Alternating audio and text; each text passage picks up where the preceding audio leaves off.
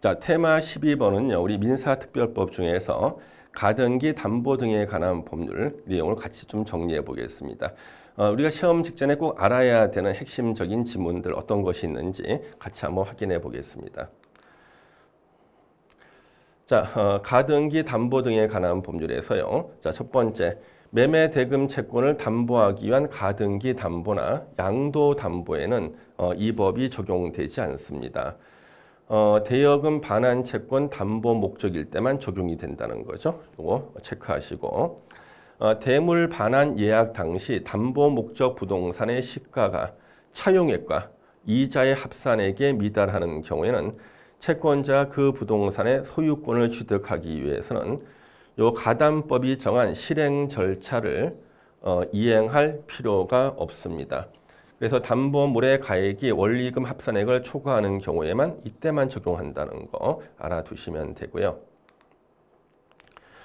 채권자가 채무자와 담보 계약을 체결하였지만 담보 목적 부동산에 관해서 가등기나 소유권 이전 등기를 마치지 않은 경우에는 담보권을 취득하였다고 할 수 없으므로 이 가담법이 적용되지 않습니다. 그래서 채권자가 귀속 정산 절차에 의하지 않고 담보 목적 부동산을 타에 처분해서 채권을 회수할 수 있도록 약정하였다 하더라도요.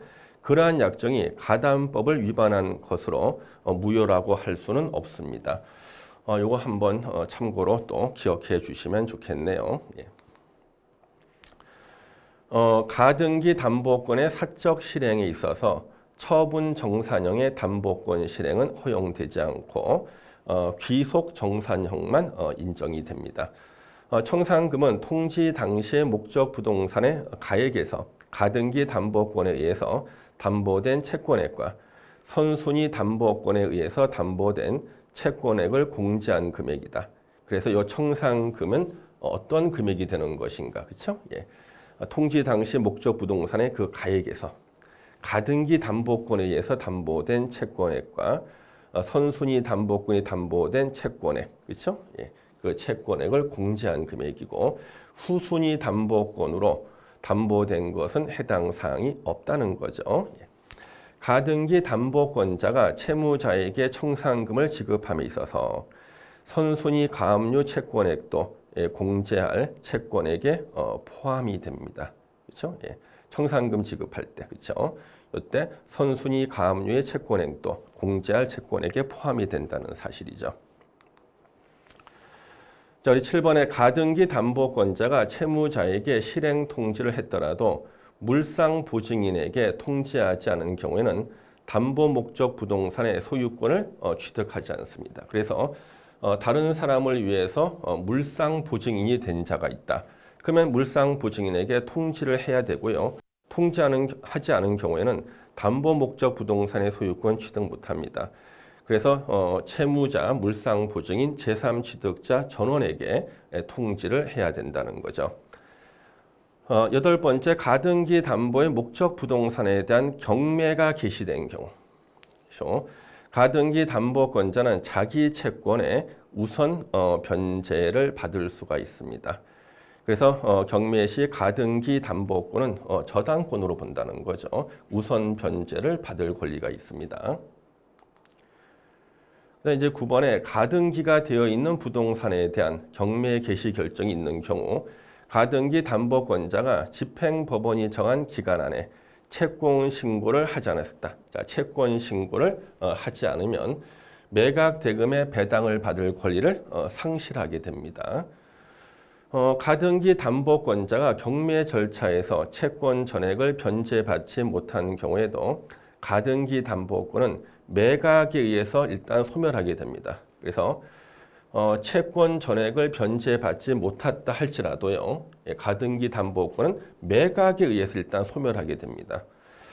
자, 우리 11번째로 양도 담보권자가 동법상의 청산 절차 없이 담보 목적 부동산을 처분해서 그 사실을 모르는 선의의 제3자가 소유권을 취득한 경우 채권자는 채무자에 대해서 불법 행위로 인한 손해배상 책임을 지게 됩니다. 그래서 요때 선의의 제3자가 소유권 취득했을 때 불법 행위란 손해배상 책임을 진다는 사실이죠. 자, 그다음에 가등기 담보권 실행에 대한 이제 사례인데 시험에 나오는 가장 기본적인 사례입니다. 을은 갑에 대한 대여금 채권을 담보하기 위해서 갑 소유 건물의 가등기를 격려하였고 그 후 병은 그 건물의 저당권을 취득했습니다. 자, 이때 어떻게 법률 관계가 될 것인가? 예.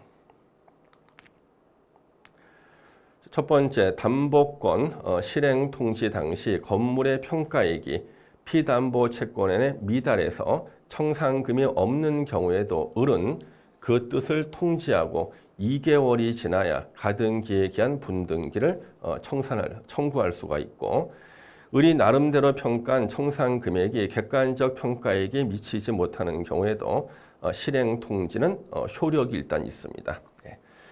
을이 갑에게 실행 통지를 했다면 병에게 통지를 하지 않은 경우에도 건물의 소유권을 취득할 수가 있습니다. 왜 그러냐 그러면 이때는 그냥 을이 병에게요 청산금에 대한 이중 지급 책임을 질 뿐이고요. 일단 소유권을 취득하는 데선 문제가 없다는 거죠. 자, 네 번째, 병은 자기 채권 변제기가 도래하기 전이라도 청산 기간 내에 하나여 건물의 경매를 청구할 수가 있고요.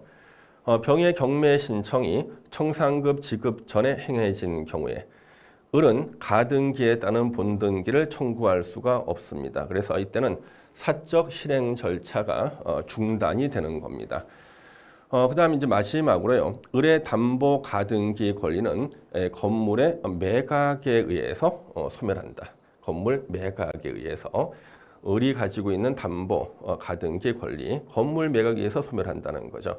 그래서 우리 가등기 담보법, 우리 가담법에 대한 우리 꼭 알아둬야 될 기본적인 내용들 같이 한번 정리해 보셨습니다.